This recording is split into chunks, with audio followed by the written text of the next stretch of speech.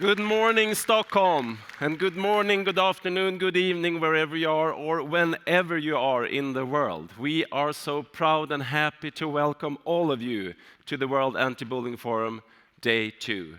I'm Magnus Loftsson, and I'm the forum moderator of this day. And though we are divided in time, in place, in so many ways, we are also connected, deeply connected and interdependent, especially when it comes to ending bullying. And if we want to improve and protect the lives of children, the current trends in communication technology and digitalization calls on us to cooperate globally. To find the best solutions, we need to act based on the best available knowledge. During this session, I just want to remind you to use the communication technology that we also have in this conference, the platform, the QR codes, to send in your questions so we can answer them later after the keynote. And I also want you to use communication technologies to post in social media and hashtag WABF 2021. Yesterday we had great news. Together with UNESCO, the WABF proposed a new revised definition of school bullying. I need your help. You need to give us your feedback, give us your thoughts on this new revised definition. And you can do this in the conference platform. Just go to the lobby. There's a bottom at one side of the desk with the definition as a PDF, and there's another bottom on the other side where you can click and then you can send your feedback into us. So please do that today before 1300 Stockholm time. And also for all of you on site, there is printed copies of the definition, the new revised definition, in Friends Lobby. Okay. It's such an honor for me to introduce our next keynote speaker. He's recognized internationally for his groundbreaking work on the subjects of cyberbullying and safe social media use, concerns that have paralleled the exponential growth in online communication by young people. And in addition, he's such a kind, committed, and helpful person. He's a professor of school criminology and criminal justice at Florida Atlantic University and the co-director of the Cyberbullying Research Center and faculty associate at the Berkman Klein Center at Harvard University. Please welcome Sameer Hinduja.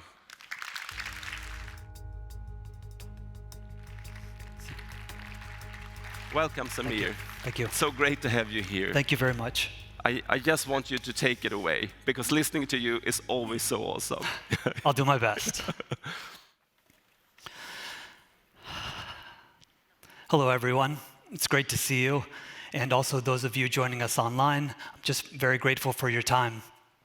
All of us, to some degree, are spending our professional lives trying to address school-based bullying, workplace bullying, cyberbullying, and that matters. That matters so much. It's a noble endeavor. And I hope you continue to be inspired, especially by being here and connecting with others. So I thought I'd take some time today just to share with you some of the research that I do with Dr. Justin Patchen over at the University of Wisconsin-Eau Claire, and then tackle a couple of issues that we've been thinking about more and more as we continue to try to make progress in this area, as we try to continue to move the needle. So with that, let's get started. So we think about all these platforms, and it seems that there's a new one coming down the pike every month, maybe definitely every year. And I have some familiarity with what is popular in many countries, but in terms of the US, these platforms have been the most popular over the last 12 to 18 months. So let's say during COVID, you think about Twitch and Twitter and Instagram and Snap. You think about House Party, a video chatting app. YouTube, WhatsApp, we're all familiar with. We've been using it all the time. Clubhouse, an audio-only app, became popular during the pandemic. And then Discord and PlayStation Network and Xbox Live and, of course, TikTok. It's very easy to demonize these social media platforms, these gaming platforms, and I do believe that they've fallen short when it comes to reaching these ideals that we have related to trust and safety and privacy and security. But I also feel that they're in uncharted waters, and they're continuing to try to iterate, and hopefully we can work hand in hand with them, whether it's through research or through various programmatic and policy-based discussions, to really assist them with the knowledge that they need as well. I also want to point out that the vast majority of users, whether it's youth or whether it's adults like you and me, they use these platforms responsibly, respectfully. Now, to be sure, there's always going to be some small population, some small minority which misuses and abuses the technology, but that shouldn't detract from the benefits that it is providing in terms of meeting social needs, relational needs, communication needs, educational needs for so many. So let's talk about the research. I have some new data to share with you that I have not shared ever before. This is what we would call freshly squeezed findings, just like we were talking about local orange juice in Florida, where I live. And so we conducted nationally representative studies this past, let's say May or June, focused on youth between the ages of 13 and 17 and adults between the ages of 18 and 40. And so as you look across these countries, Brazil, France, Indonesia, South Korea, UK, United States, it can kind of give you a feel for what's going on related to cyberbullying victimization over the last month. Now, of course, there's conversations to be had related to cultural distinctions and differences, but I want you to know that we provided a standard definition to everyone in these different countries, of course, with the insight and input from translators in each of the different countries. And we conveyed that cyberbullying is where one repeatedly harasses, intimidates, threatens, mistreats you on purpose using cell phones, other electronic devices, or social media. So again, a standard definition, and then it was up to them how they interpreted it and then responded within our survey instrument. So again, this is victimization over the last month. This is victimization over a lifetime. Again, youth and adults across these 6 countries.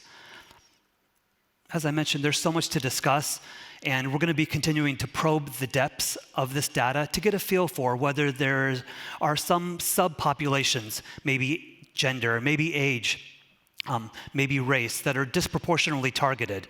And so as you continue to follow our work, we'll be sure to share that with you. We'll also be looking at various important social and emotional correlates. This relates to offending. So again, you were the aggressor over the last month. And you can see the percentages in these 6 countries for various individuals, youth and adults. These numbers are small. Maybe it signals some underreporting because it's not a socially desirable answer to say, yes, I bully other people online.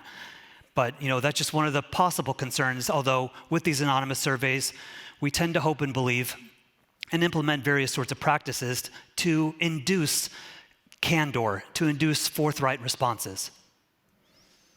And then finally, with regard to data, this is what we're seeing over a lifetime offending. These youth and these adults, this percentage, admit to doing this. So again, I just wanted to set the table, provide a little bit of a backdrop as we start to think more about, okay, solutions, areas of further inquiry, and what we can do. Let's talk about hope. I think about hope all the time, frankly, and it's this very vague and amorphous concept, definitely. And it's weird because we know that we all need hope in order to live life well, but it feels sometimes that it's maybe tied to external circumstance or emotion, and we tend to also understand that hope dictates, maybe informally, maybe formally, how we interact with others, our attitudes, our actions, and of course, our vision for the future. But still, it's so hard to pin down, to measure, and to mobilize. But with all that said, thankfully, over the last few decades, there's been this clear line of research which helps us to maybe say to ourselves, all right, let's just not look at this as a vague concept, but perhaps wrap parameters around it And then maybe, just maybe, we can make some progress related to the misbehaviors, the wrongful choices that youth and adults make. So thinking about hope, I first want to bring up the seminal work of Gabriel Marceau. And so this is, the first half of the 20th century.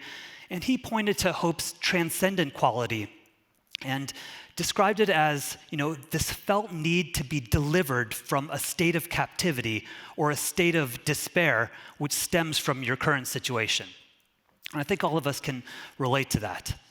And then we've had other researchers, whether it's in positive psychology or other fields, try to build on that foundation. For example, the work of C.R. Snyder said, okay, maybe, just maybe, we shouldn't conceptualize it solely as an emotion, but maybe we should consider it as a thinking process. And this thinking process has a couple of key constructs or components. The first is pathways, and the second one is agency.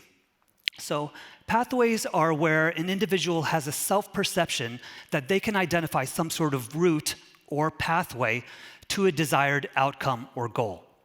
Whereas agency is the self-perception that, I can do this. I can get myself to this intended goal. So just believing in oneself and understanding that, yes, I have the agency to do it. Now, in order to have hope and high levels of hope, you need both pathways and you need agency.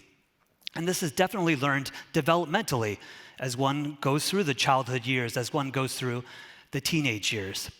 How is it learned?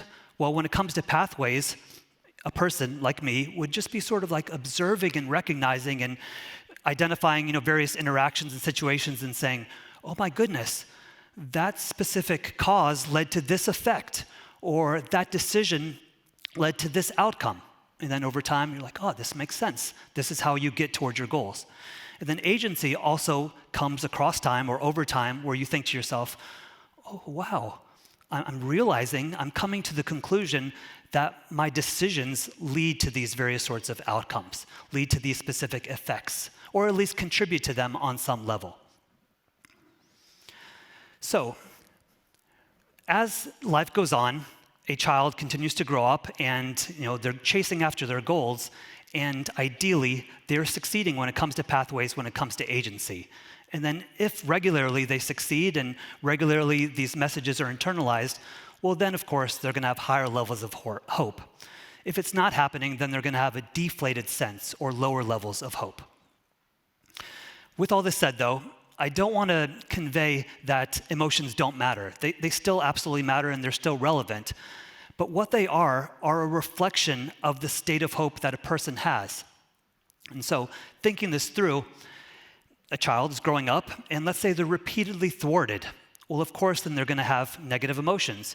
But if they, over time, continually, for the most part, succeed when it comes to achieving goals, they're going to have higher levels of emotions, better emotions. And so with all that said, emotions hinge on this specific topic, on this specific aspect. And all of us, frankly, we interact or engage with all aspects of our life, whether it's romantic relationships, whether it's our family, whether it's school, peers, work, etc., with the emotional state that aligns with or parallels our levels of hope as accumulated over time. So I'm going to bring this all back to bullying and cyberbullying just now. Thinking about emotions, when you have high emotions or better emotions, you make better decisions. But when you have lower emotions, and that's tied, of course, into levels of hope, you make poorer choices. Because what happens, you experience the negative emotion, and it exerts on you this pressure for corrective action, which was brought up by Robert Agnew back in 1992. And so you're thinking to yourself, oh, I'm feeling this, and I'm feeling very tense, and it's just this disequilibrium is really affecting me, and I've got to reconcile it. I've got to come to terms with it. I've got to fix this. And so you act out, oftentimes in deviant ways, in delinquent ways, in aggressive ways, and in antisocial ways, like bullying, like cyberbullying. So we studied this, and if you don't mind, take out your phone or another device that has a camera and just load up this QR code, which will load up a URL, a web address within the browser that you use. And then let's go through these polls, if you don't mind, because these are the questions that we posed to a nationally representative sample of youth across America. So just answer it as if you were you, thinking about your hope. It's all anonymous, so I would also encourage your candor.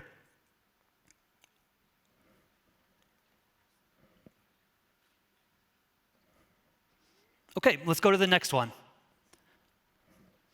I can think of many ways to get the things in life that are most important to me. All right. And again, don't feel bad about your answer. Don't compare it to other people. This is just your state in life, and things vary as life varies. Next question.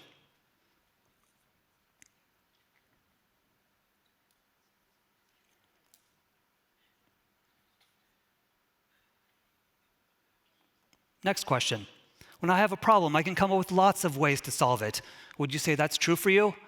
Maybe sometimes, maybe most of the time, maybe not really, depending on the season that you're in, perhaps depending on what is accumulated over time. Next question. I think things I've done in the past will help me in the future. So once again, pointing to past experiences, cumulatively building upon each other and then compounding to lead to where you are right now in life. Even when others want to quit, I know that I can find ways to solve the problem.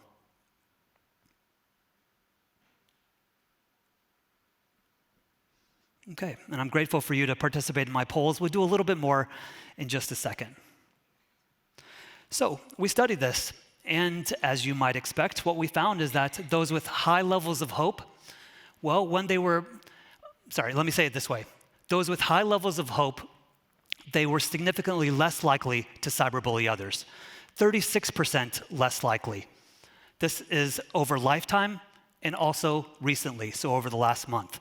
What I'm trying to point out here is that hope matters. And you might ask me, okay, so it matters.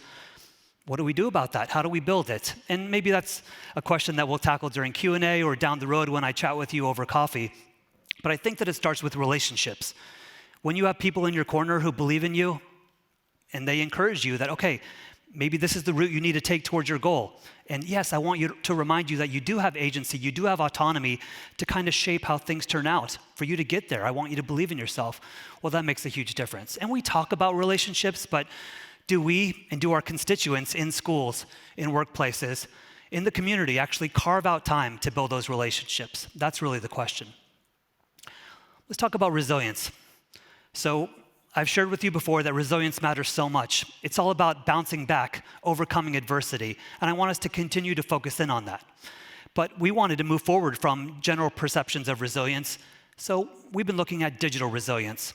What does that mean? Well, you can see our definition up there. Positive attitudes and actions in the face of interpersonal adversity online. So I think there might be a parallel to road rage.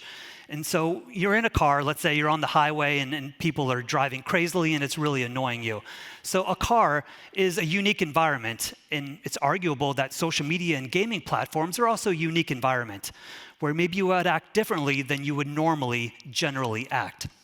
So again, you're in a car and someone really cheeses you off, and then all of a sudden, maybe you typically have these sort of rational responses, but instead, that gets hijacked by this very irrational emotional response. And you say something abusive towards them, or you motion with a specific hand gesture in their direction. So that happens, but that's not your normal behavior. And so again, the argument is it possible that something about the online realm contributes to this? And so accordingly, of course, how can we build resilience? Let's do a few more questions with flash polling. Again, if you don't mind scanning the QR code. And it's also, of course, that URL. Sorry, I'll move it back. There you go. That gives you a second to load it up. And for those of you who've already seen the poll, thank you for already responding. Let's move on.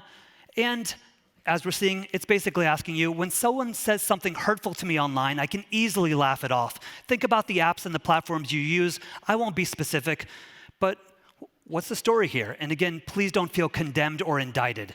We're all different with regard to our levels of sensitivity and our levels of resilience, which probably continue to get better over time. Be gracious with yourself. Next question. I'm easily frustrated when communicating with people online. What would you say if you're honest with me, with us? I hear a bit of a chuckle. Maybe it's reminding you of certain instances or moments. Next question. I find myself responding quickly to emails, texts, or online posts that make me upset. Is that true? I bet that's also bringing up some memories for all of us, including me. And then finally, when I have a bad experience online, it sticks with me for a long time. I can relate to this. Just yesterday, I was dealing with an email.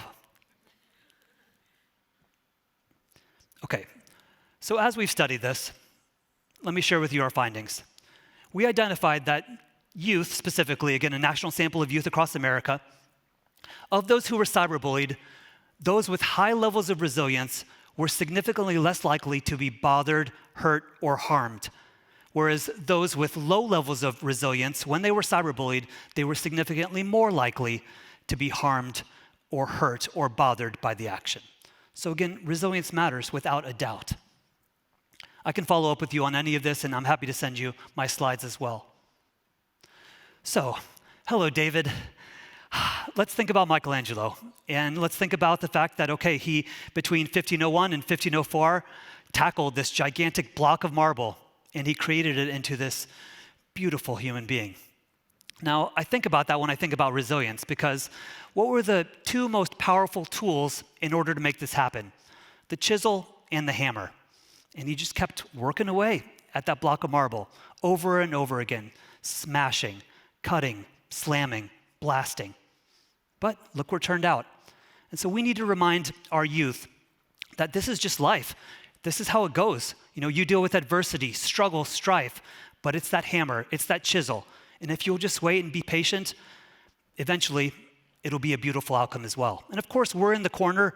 We're making sure that they don't fall apart, but we have to continue to encourage resilience.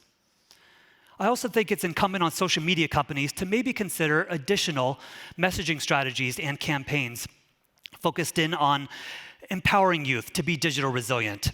And this could be in the form of an interstitial, some sort of like an ad you would see as you're scrolling. Could be messages, could be pop-ups, could be prompts. It could look a number of ways. Whether the message says, don't feed the troll, or kill them with kindness, or don't allow them to live rent-free in your head, or if it's toxic, stay away from it, something like that. Well, these messages, I think, can be so powerful to promote digital resilience. And then as I get close to wrapping up here, I want to talk about counterspeech. Counterspeech is just presenting an alternative narrative. Instead of maybe responding to hate or harm with more harm or hate, you respond in a more gentle manner, perhaps softening the discourse, being more civil. And so let's think this through very briefly as I wrap up. First, the Pareto principle. That means that, by the way, it's also called the law of the vital few. That means that 80% of the consequences stem from 20% of the causes. By way of example, during Brexit, 51% of the anti-Muslim hate came from about 6% of individuals. So can we identify this population that just tends to be cruel and hurtful towards others and then target them? We think about inaction. Inaction is the worst possible thing related to harm because then we're passively condoning it. We're saying this is acceptable behavior. We must absolutely combat inaction, encourage social media sites to delete both the content as well as maybe ban the aggressor, and we've got to continue to promote education. Susan Benesch has done great work related to counterspeech, and so warning of consequences can have a short-term effect, and we're studying whether it has a long-term effect, saying that, look, this is going to affect your reputation. You might be banned from this platform, and of course it affects the target in these specific ways. Shaming and labeling, nobody wants to be labeled as a misogynist or a racist or a sexist. Perhaps we can use that to our advantage. But then I think empathy is so very important, which was brought up by the Oswald sisters yesterday. And then affiliation, affiliating yourself with the target to make sure that they know that they're not alone. And even possibly affiliating yourself with the aggressor to find a common ground before you say, maybe you should temper your statements, maybe you should backpedal a little bit and watch what you say. And then humor and images are valuable simply because images especially, they're more persuasive than just words and they transcend cultural and linguistic boundaries. We should study how this content, harmful content, propagates because that'll help identify, the volume with which it spreads and how quickly we might be able to put a stop to it. And we should solve for echo chambers. You understand this, and I won't go into it, but it's all about apps providing you what you want to see, but then you're never really presented with counter arguments which would broaden your horizons and worldview. And so, of course, if you're in an echo chamber that's devoted to extremism or all sorts of hateful sentiments or violent sentiments, that's where you're going to continue to see. And my last point, we must control bots. You understand these automatic programs that provide or that continue with these repetitive tasks, they are causing harm and there's more work to be done. I appreciate your patience as I cover these points, and you know that I'm here for you, as is everybody else. I look forward to continued collaboration, and I thank you so very much. Thank you so very much, Sameer Hinduja. Thank you, Sameer. It's wonderful to listen to you. And you give me hope. Yes, let's just make me thank you, Sameer, by saying that. You give me a lot of hope. I think you are so competent, and I think also that you are building relationships all the time with me and other people. And as you saw, Sameer has also asked you questions. And take the chance also to ask him questions in person or in the networking part on the site. Thank you very much.